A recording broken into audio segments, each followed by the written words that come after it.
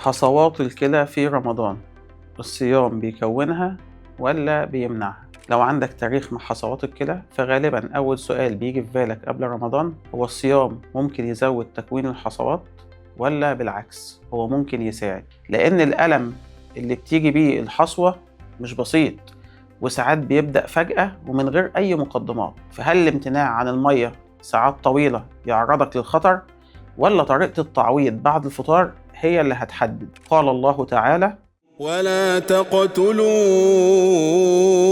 أنفسكم إن الله كان بكم رحيما.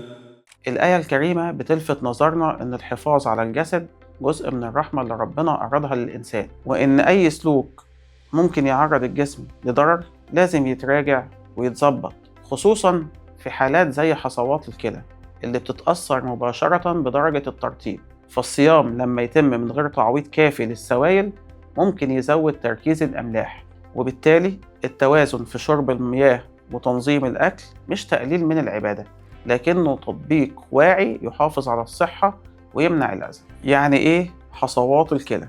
حصوات الكلى عبارة عن ترسبات صلبة بتتكون جوه الكلية لما الأملاح والمعادن اللي في البول بتزيد، ومع قلة السوائل بيتركز البول فتبدأ الأملاح تتجمع مع بعضها وتتحول لبلورات صغيرة، والبلورات دي ممكن تكبر وتبقى مع الوقت حصوة تسبب ألم شديد لما تتحرك في مجرى البول. طيب هو الصيام بيعمل إيه مع الحصوات؟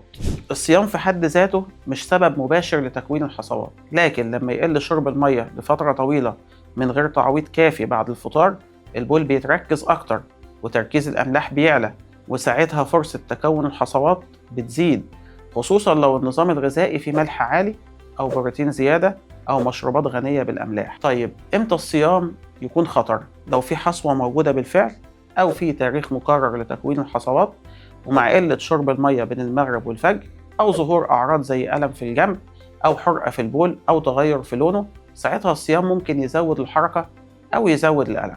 طيب إحنا إزاي نصوم ونكون في أمان برضه؟ تعويض المية بشكل منتظم من المغرب للفجر، هنقلل الملح، توزيع البروتين على الوجبات، بنبعد تماما عن المشروبات الغازية لأن الترطيب هو العامل الأساسي في منع تركيز الأملاح. الخلاصة: الصيام مش هو اللي بيكون الحصوات، الجفاف هو السبب، واللي يعوض السوائل صح يقدر يصوم بأمان من غير ما يعرض كليته للخطر.